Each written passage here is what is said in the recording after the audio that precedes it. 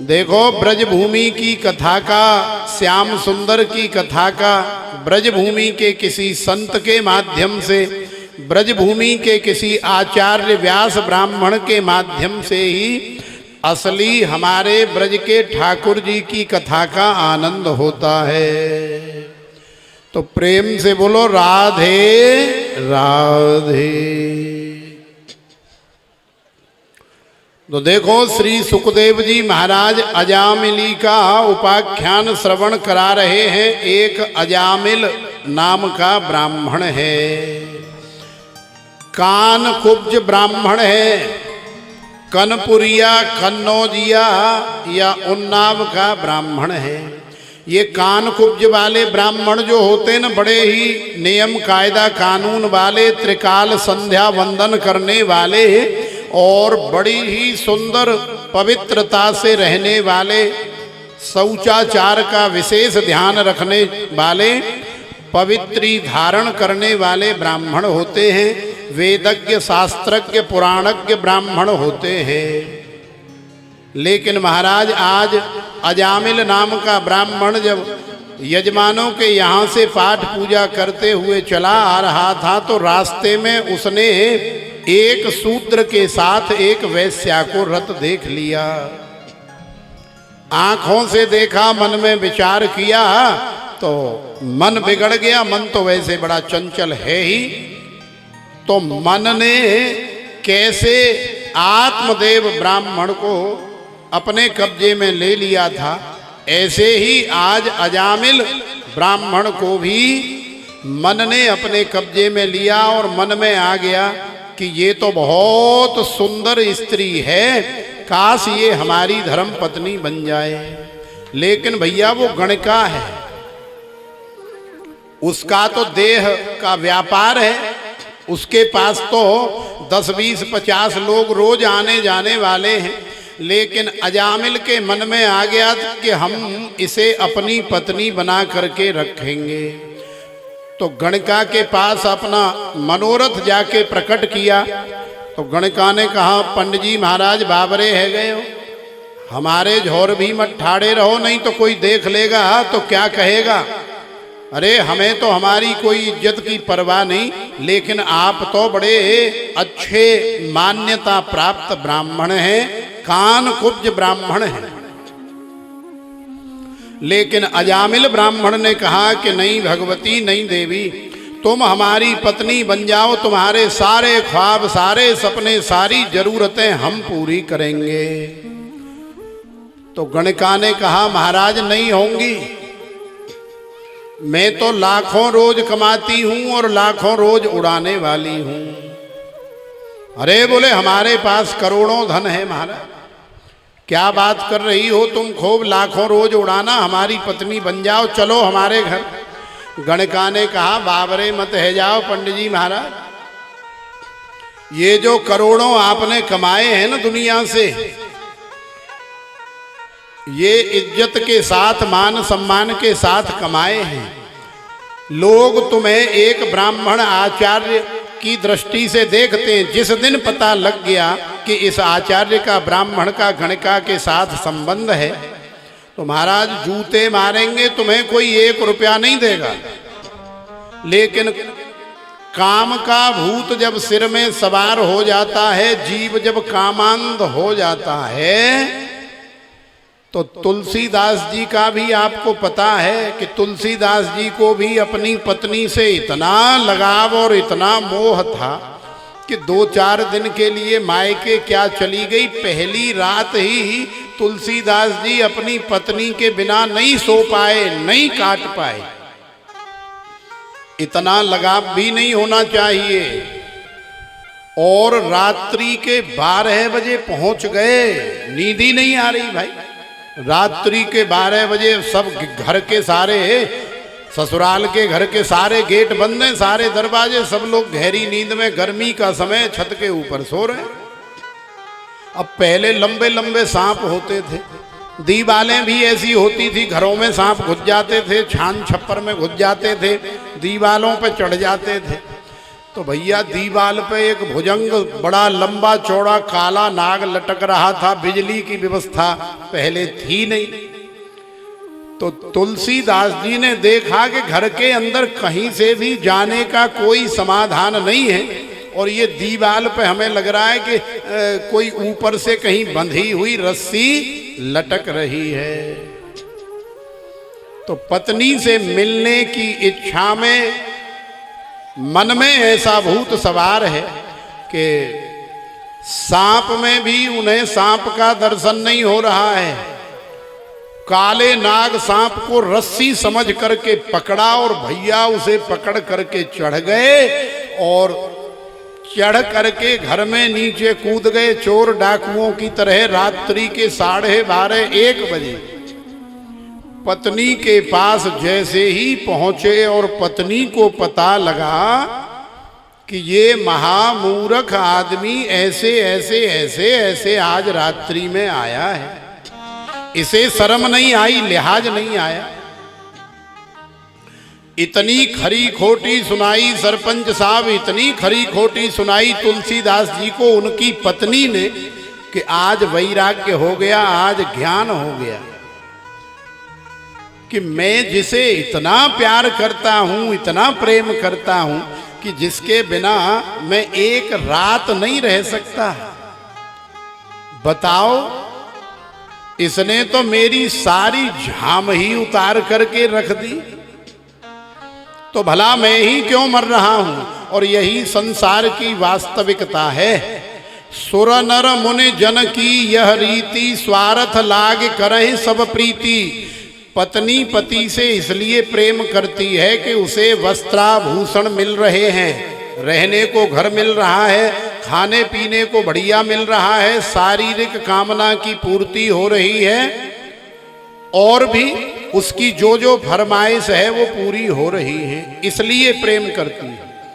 पति भी इसलिए प्रेम करता है कि भैया घर संभाल रही है, बाल बच्चे कौन संभाले कौन पाले, बाल बच्चों को देख रही है, शारीरिक कामना की पूर्ति भी कर रही है, इसलिए पति भी उसे प्यार करता है।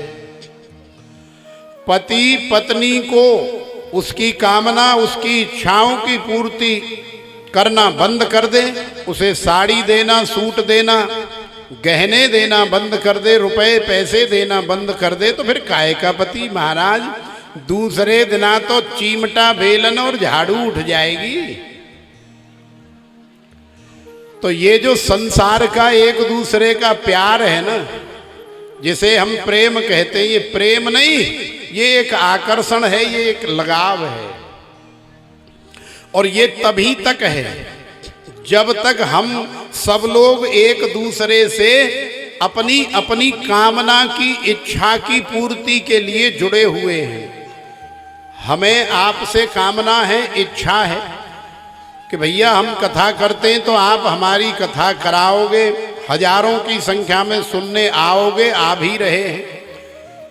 तो यहाँ हम एक कथा करेंगे तो और 10 कथा कराने वाले हमें मिलेंगे। 2-4 पैसे यदि खर्चा निकाल करके बचेंगे तो वृंदावन लेकर के जाएंगे, वहाँ भी कहीं कुटिया की सेवा में लगेंगे, वहाँ भी कहीं संत सेवा, ब्राह्मण सेवा, अतिथियों के स्वागत सत्कार में लगेंगे, खिलाने पिलाने में लगेंगे। क्योंकि वहाँ कुटिया पे यदि कोई जाता है तो खाने पीने के कोई हम पैसे थोड़े ही मांगते हैं किसी से कि भैया तुमने ये खाया है तो लाओ निकालो। तो जो भी जाता है अतिथि का स्वागत होता है, सम्मान होता है, जूस भी पिलाया जाता है, भोजन भी कराया जाता है, उसे बिठाया भी जाता है, पंखा भी चलाया जाता है, बिल भी आता है, एसी भी चलाए जाते हैं।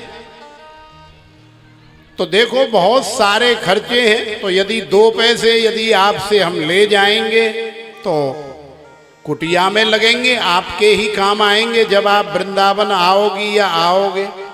तो हमें भी आपसे स्वार्थ है, कामना है कि आप हजारों की संख्या में हमारी कथा सुनोगे, अच्छी लगेगी तो और भी बहुत सारे लोग आएंगे महाराज, हमें भी कथा करानी है।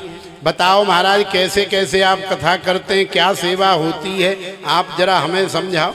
तो जो लोग कथा कराना चाहें वो कभी भी आगे पीछे है फ़ोन से भी संपर्क कर सकते हैं, और नहीं तो जितने दिन हम यहाँ हैं, यहाँ बगल में ही तुम्हारे स्कूल में रुके हुए हैं, यहाँ आके ये जो हॉस्पिटल बना है, अब ये भी ये हॉस्पिटल का सौभाग्य है, हॉस्पिटल में मरीज रुकता है, लेकिन हम जो है हट्टे कट्टे बढ़िया स्वस्थ आदमी, सर्दी नहीं, खांसी नहीं, जुकाम नहीं, बुखार नहीं, लेकिन फिर भी 8 दिन हॉस्पिटल में पड़े हैं। और नहीं तो भैया हॉस्पिटल में कौन जाना चाहता है, कोई नहीं जाना चाहता, लेकिन फिर भी हम पढ़े क्यों? क्योंकि हमें तुमसे स्वार्थ है कि भैया तुम्हें कथा सुनानी है, कथा अच्छी लगेगी तो और 4 कथा हमें करने को इस क्षेत्र में मिलेंगी। तो हमें तुमसे स्वार्थ है और तुम्हें भी हमसे स्वार्थ है कि महाराज बहुत बढ़िया कथा कहते हैं, एक एक कथा समझ में आती है, बढ़िया गाते हैं, बढ़िया इनके संगीतज्ञ बड़ा सुंदर बजाते हैं, और बढ़िया लाइव करने वाले लाइव करते हैं। अब कभी कभी नेटवर्क की दिक्कत हो तो बेचारा वो घूमता है, इसमें ना हम कुछ कर सकते हैं और ना ये कुछ कर सकते हैं। बाकी नेटवर्क सही आए तो अपने अपने मोबाइल में सब देखो, लाइव चल रही है कथा। यूट्यूब में कृष्णा भक्ति रस नाम का चैनल है, कृष्णा भक्ति रस सब लोग निकाल के सब्सक्राइब कर लो, और फिर रोज की ये वाली कथा भी देखो और आगे पीछे की भी कथा देखो, और कहीं कथा किसी को करानी है तो उसमें संपर्क सूत्र भी आपको मिल जाएगा बात करने के लिए या मिलने के लिए। तो YouTube में कृष्णा भक्ति रस नाम का चैनल है, उससे आप जुड़ जाओ। हमें देखो चाहे न देखो, लेकिन इस कथा में ये जो कैमरा घूम रहा है ना, इसमें तुम सबकी शक्ल दिखाई दे रही है। भैया अपने आप को तो कम से कम देखो। जितनी बार हम भजन गाते हैं सारे पंडाल में हर व्यक्ति के चेहरे पर कैमरा घूमता है, तो अपने अपने आप को देखो कि देखो हम कैसे बैठे, कैसे मुस्कुरा रहे, कैसे हम क्या क्या कर रहे हैं, वो देखो अपने अपने मोबाइल में देखो। तो प्रेम से बोलो राधे राधे। तो सुर नर मुनि जन की यह रीति, स्वार्थ लाग करें सब प्रीति। देवताओं को भी हमसे स्वार्थ है कि ये यज्ञ करेंगे, हवन करेंगे, आहुति देंगे तो उससे देवता लोग पुष्ट होते हैं, और हमें भी देवताओं से स्वार्थ है। तो भैया ये सारा संसार स्वार्थ से ही भरा पड़ा है, चाहे देवता हो, ऋषि मुनि हो, या आम साधारण सदगृहस्थी जन हो, सब एक दूसरे से स्वार्थ से जुड़े हुए हैं, और स्वार्थ से जुड़े होने के कारण ही ये संसार चल रहा है। यही भगवान की माया है। तुलसीदास जी को वैराग्य हो गया, तुलसीदास जी ने घर बार छोड़ दिया, संसार छोड़ दिया, जंगल में गए, जा करके राम नाम लिया, तपस्या करी, भजन साधना करी। हनुमान जी महाराज की कृपा हो गई। हनुमान जी महाराज की कृपा से, भोले बाबा की कृपा से श्री राम जी के चरणारविंद जो है हृदय में आ गए, और श्री रामचरितमानस की रचना हो गई। तो देखो भैया आज अजामिल का मन बिगड़ गया, ये मन बड़ा चंचल है। गणिका को घर ले आया, सारी दुनिया को पता लगा, तो सारी दुनिया ने अजामिल को जो है निगलेक्ट कर दिया, इग्नोर कर दिया। आमदनी सारी बंद हो गई। गणिका ने लाखों रुपए रोज खर्च करके सारा धन समाप्त कर दिया। अब अजामिल क्या करे? बच्चे भी हो गए महाराज, 9 बालक हो गए। अब अजामिल बड़ा फंस गया कि अब करूं तो करूं कहाँ, इतकू जाऊं तो कुआ, और इतकू जाऊं तो खाई, और कितकू जाऊं मेरी आफत आई। तो गणिका ने कहा कि जल्दी लाओ महाराज, धन कमा के कहीं से भी लाओ, कैसे भी लाओ, मुझे तो धन चाहिए, और धन नहीं मिला तो मैं सब घर बार छोड़ के फिर से कोठे पर भाग जाऊंगी। फिर से गणिका बन जाऊं। अजामिली ने देखा कि भाई ये तो हमारी नाक कट जाएगी, हम तो जीते जी मर जाएंगे कि हमारी पत्नी बनने के बाद फिर ये गणिका बन गई, और इन बच्चों का क्या होगा। तो अजामिल ब्राह्मण डकैत बन गया, बदमाश बन गया, लोगों का गला काटने लगा, डरा धमका करके माता बहनों के गहने लूटने लग गया, बड़े बड़े घरों में डकैती डालने लग गया। भैया बोरी भर भर के धन ला करके गणिका को अपनी पत्नी को देने लगा। अत्याचारी हो गया, दुराचारी हो गया। आज गांव में संतों की मंडली पधारी, संतों की मंडली का सम्मान गणिका ने किया था। क्यों किया था? क्योंकि गणिका की मां ने एक सलाह दी थी बचपन में अपनी बालिका को कि बेटा तू जीवन में चाहे कितना भी अच्छा और कितना भी बुरा करना, कुछ भी करना, कैसे भी करना, लेकिन संत महापुरुषों के सामने जब भी जाए तो तू कभी उनसे झूठ मत बोलना, छल कपट दंभ पाखंड कुछ भी मत करना, जो भी सच्चाई हो ईमानदारी से बता देना। तो संत जब पधारे तो गणिका ने कहा महाराज मैं आपका स्वागत सम्मान नहीं कर सकती, मैं आपको अपने हाथों से नहीं खिला पिला सकती। क्यों? क्योंकि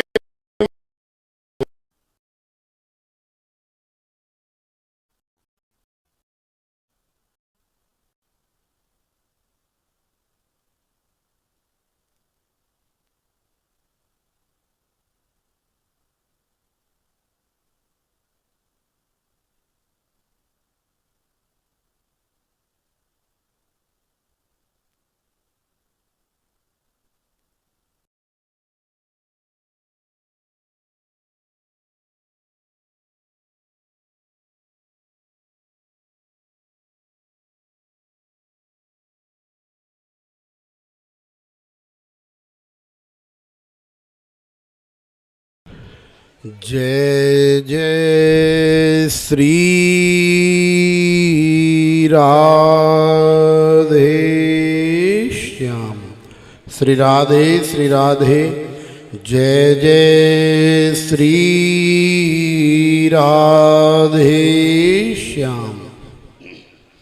तो देखो आज सच्चे हृदय से गणिका ने संतों के सामने कुछ भी नहीं छुपाया, ईमानदारी से सब कुछ बता दिया। तो संतों ने कहा कि देवी कोई बात नहीं, हम तुम्हारी सेवा मंजूर कर लेंगे, तुम हमें सूखा राशन नमक मिर्च मसाले दे दो, हम जो है कहीं भी टेंट तंबू लगा के बनाएंगे, खाएंगे, ठाकुर जी का भोग लगाएंगे। तो संत रुके, संतों ने खूब बढ़िया भोजन प्रसाद भंडारा बनाया, स्वयं भी पाया, सारे गांव को भी पवाया। और आज प्रातः काल जब संत जाने लगे तो संतों ने अजामिल के घर जाके कहा कि अब हमें आपसे कुछ दक्षिणा चाहिए। तो दक्षिणा में क्या चाहिए कि अब आपके घर में जो बालक होगा उस बालक का नाम महाराज नारायण रख लेना। क्यों रख लेना? क्योंकि वैसे तो तुम भगवान का नाम लेते नहीं हो, यदि तुम्हारे किसी बालक का नाम नारायण होगा, गोविंद होगा, गोपाल होगा, तो कम से कम भैया 20 बार दिन में बालक को जब बुलाओगे, अरे गोपाल, अरे माधव, अरे केशव, अरे भैया नारायण, तो जितनी बार बालक का नाम लोगे तो समझ लो कि आप उतनी बार भगवान का नाम ले रहे हैं। भाए कुभाए अनख आलस हूँ, नाम जपत मंगल दिस दस हूँ। भगवान का नाम जो है चाहे भाव से लो, कुभाव से लो, अभाव से लो, कैसे भी लो, भगवान का नाम जो है चारों तरफ 10 दिशाओं में मंगल करने वाला होता है। अब जब अजामिल के यहाँ 10वां बालक हुआ, लाला हुआ, तो उसका नाम जो है संतों की इच्छा आशीर्वाद से नारायण ही रखा। और भैया सबसे छोटा बालक होता है ना, तो माता पिता का सबसे ज्यादा स्नेह उसी के ऊपर रहता है। तो सरपंच जी का सबसे छोटा बालक कौन सा है भाई? तुम्हारा सबसे छोटा वाला कौन सा है?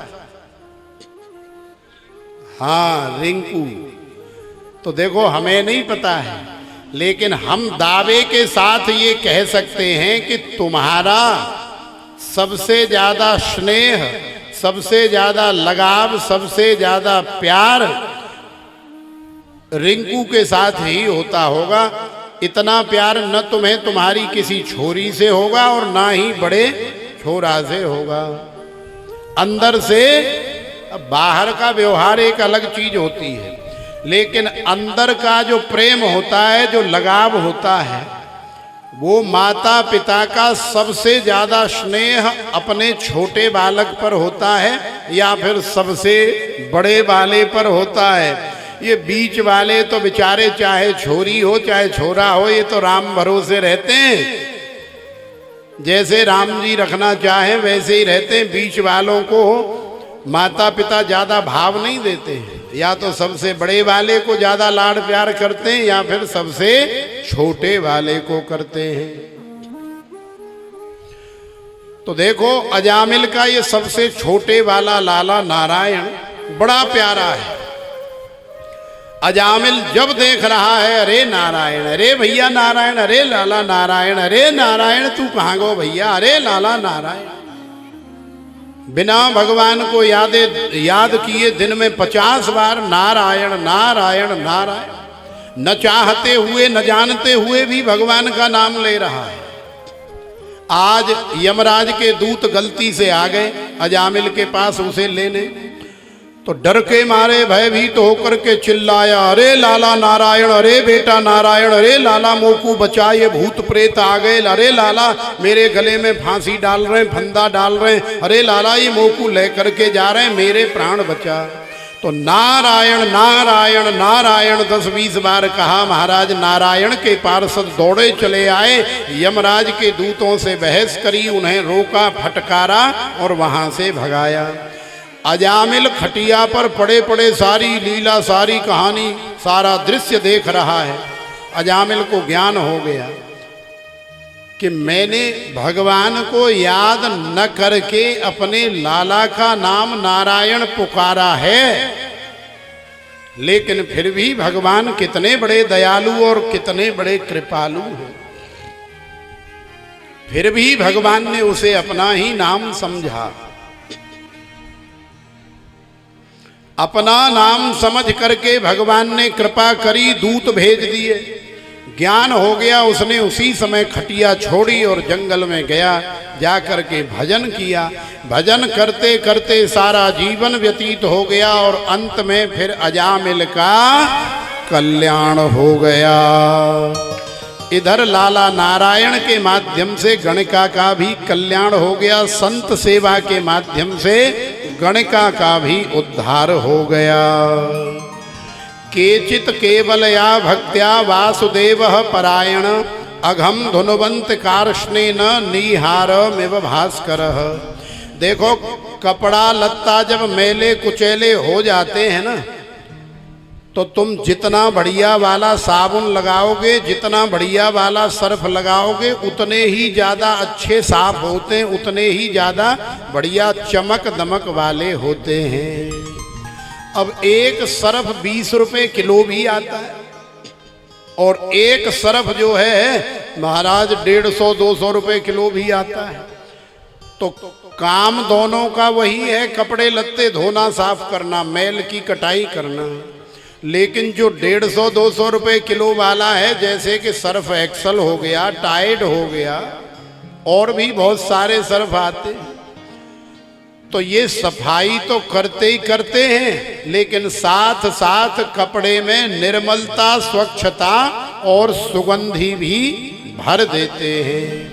पहनने में बड़ी अच्छी फीलिंग आती है। सर्फ एक्सल या टाइड से धुले हुए कपड़े को पहनो तो नाक में हल्की हल्की मीठी मीठी सी सुगंधी आती है, कपड़े को बार बार सूंघने का भी मन करता है। तो ऐसे ही ये शरीर रूपी कपड़ा है भाई, वासांस जीर्णान यथा विहाय नवान ग्रहणान नरोपराणि तथा शरीराण विहाय जीर्णान्यन्यान संयात नवान देहि। ये शरीर रूपी कपड़ा जब अनेकों प्रकार के निकृष्ट कर्म करते करते करते करते जब मैला कुचैला हो जाता है तो फिर इसमें भक्ति रूपी साबुन, भक्ति रूपी सर्फ की आवश्यकता होती है। इसे स्वच्छ निर्मल साफ बनाने के लिए, करने के लिए।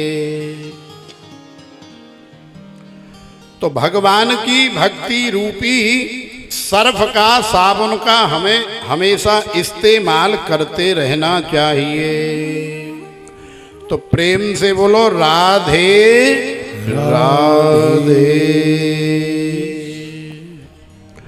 तो आइए एक भाव का हम लोग आनंद लें और फिर आप सभी जो भी स्वागत सम्मान करना चाहेंगे उनका स्वागत सम्मान भी हम स्वीकार करेंगे और फिर जो है कथा का आनंद होगा। अभी बहुत सारी कथाएं आपको सुनाई जाएंगी और फिर भगवान का जन्म भी होगा। तो प्रेम से बोलो राधे राधे श्याम।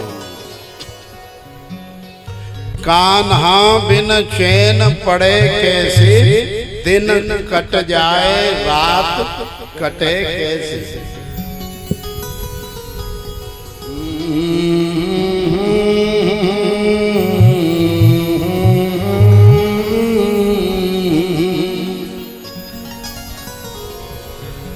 हो कान्हा बिन चैन पड़े कैसे, दिन कट जा रात कटे कैसे।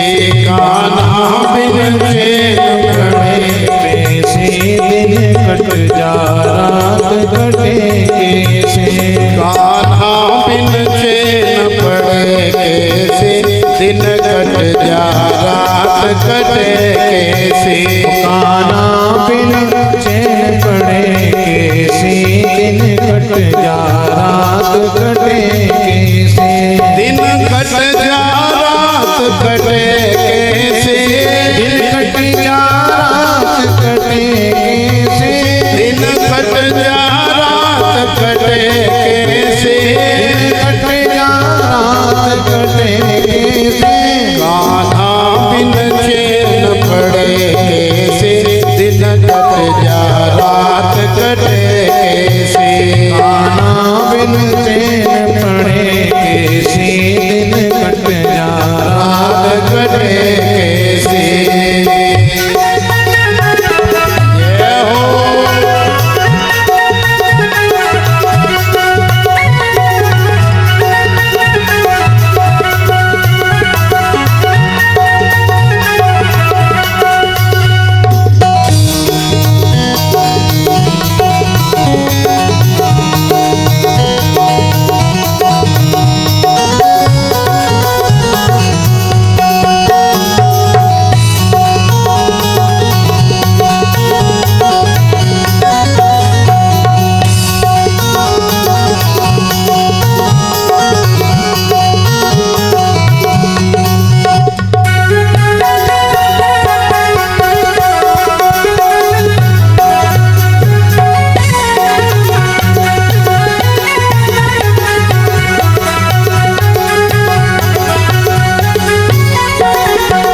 मीरा ने जब तुम्हें याद किया, मीरा ने जब तुम्हें याद किया। मीरा ने जब तुम्हें याद किया, मीरा ने जब तुम्हें याद किया। अपनी भक्ति का पैगाम दिया, अपनी भक्ति का पैगाम दिया। अपनी भक्ति का पैगाम दिया, भक्ति का पैगाम दिया। तेरे बिन पिए कैसे, दिन कट जा रात कटे कैसे। तेरे बिन पिए कैसे, दिन कट जा रात कटे कैसे। कान्हा बिन चैन पड़े कैसे, दिन कट जा रात कटे कैसे। कान्हा बिन चैन पड़े कैसे दिन कट जा रात कटे कैसे। दोनों हाथ उठा के जय हो।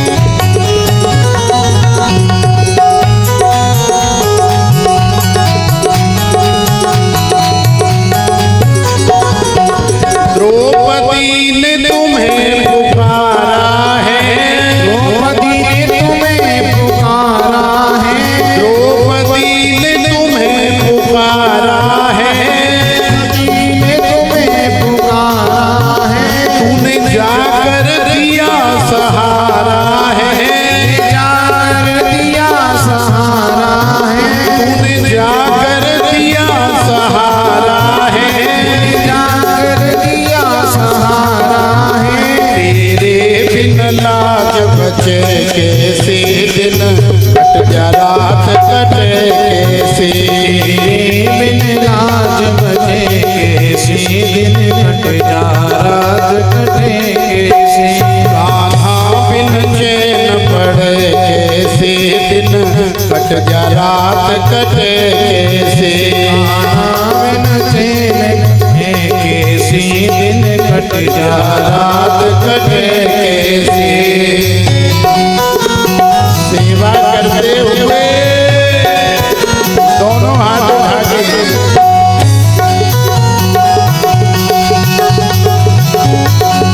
जय हो।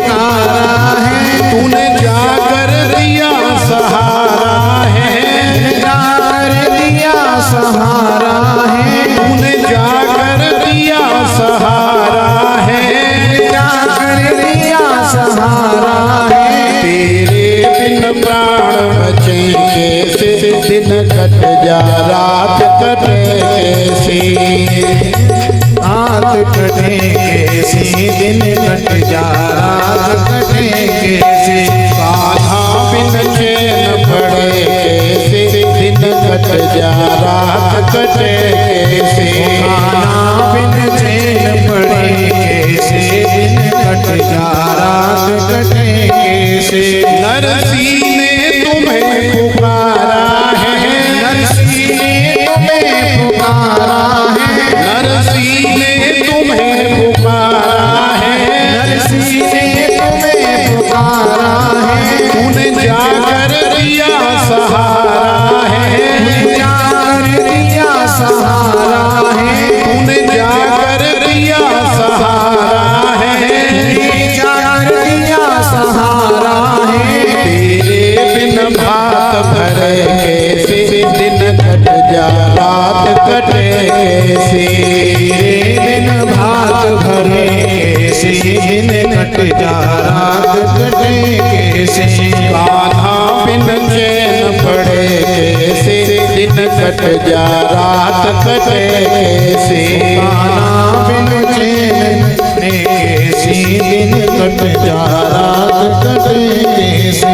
दिन कट जा रात कटे कैसे, कट जा रात कटे कैसे। दिन कट जा रात कटे कैसे। कट जा रात कटे कैसे। कान्हा बिन चैन पड़े कैसे दिन कट जा रात कटे कैसे। कान्हा बिन चैन पड़े कैसे दिन कट जा रात कटे कैसे। लाला बिन चैन पड़े कैसे दिन कट जा रात कटे कैसे। कान्हा बिन चैन पड़े कैसे दिन कट जा रात कटे कैसे। कान्हा बिन चैन पड़े कैसे दिन कट जा रात कटे कैसे। कान्हा बिन चैन पड़े कैसे दिन कट जा रात कटे कैसे। दिन कट जा रात कटे कैसे। दिन कट जा रात कटे कैसे। दिन कट जा रात कटे कैसे। दिन कट जा रात कटे कैसे। दिन कट जा रात कटे कैसे। दिन कट जा रात कटे।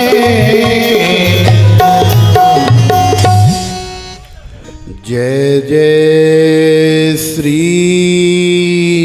राधे श्याम। बस 2 मिनट रुको, अभी बुला लेंगे हम, अभी 2 मिनट कम है। तो प्रेम से बोलो राधे राधे। तो देखो अजामिल का गणिका का कल्याण हो गया, सभी बालकों का भी कल्याण हो गया, आनंद हो गया। गुरुदेव श्री सुखदेव भगवान ने वृत्तासुर का परम पावन चरित्र श्रवण कराया। त्वष्टा मुनि ने इंद्र को मारने के लिए यज्ञ किया और यज्ञ कुंड से वृत्तासुर पैदा हो गया। तो मुनि जी ने इंद्र को मारने के लिए आदेश दे दिया। वृत्तासुर इतना बलवान था कि देवता लोग बिना युद्ध किए ही डर के मारे स्वर्ग छोड़ करके भाग जाया करते थे। लेकिन भगवान श्री हरि के चरणों में जाकर अपनी जान माल और वृत्तासुर के वध के लिए देवता लोग प्रार्थना करते हैं और किया करते थे। तब भगवान श्री हरि ने कहा कि तुम लोग जाओ और दधीची मुनि की हड्डियों से एक वज्र बनाओ, उसी से वृत्तासुर का वध हो सकता है। तो देखो आज सभी देवता दधीची जी के पास आए और दधीची मुनि, दधीची ऋषि इतने दानी हैं, संत वैसे भी बड़े दयालु बड़े कृपालु होते हैं। तो अपने जीवन का और अपने शरीर का उन्होंने बलिदान दे दिया, दान कर दिया और दधीची जी की हड्डियों से वज्र बनाया गया। वही वज्र फिर इंद्र को मिला और इंद्र ने भगवद प्रेरणा के या भगवद आज्ञा के अनुसार ही उसी वज्र को लेकर के महाराज वृत्तासुर को ललकारा। और इंद्र के हाथ में युद्ध करते समय जब वृत्तासुर ने दधीची की हड्डियों वाले वज्र को देखा तो उस वज्र में साक्षात भगवान श्री हरि के ही वृत्तासुर को दर्शन होने लग गए। भगवान के दर्शन करने के बाद वृत्तासुर ने अपने अस्त्र शस्त्र छोड़ दिए, फेंक दिए और इसी का फायदा उठा करके इंद्र ने वृत्तासुर के ऊपर प्रहार कर दिया। माने वृत्तासुर का इंद्र ने वध कर दिया। तो देखो, वृत्तासुर ने भगवान की बड़ी सुंदर स्तुति भी करी है। उस स्तुति का भी गान श्रीमद् भागवत में आया है। अहम हरे तव पादैक मूल दासानुदासो भवितास्मि भूयः मनः स्मरेता सुपतेर गुणास्ते गृणीत वाक् कर्म करोतु कायः। न नाक पृष्ठम न च पारमेष्ठ्यम न सार्वभौमम न रसाधिपत्यम न योग सिद्धि रपुनर्भवम वा समंजसः त्वा विरहय्य कांक्षे।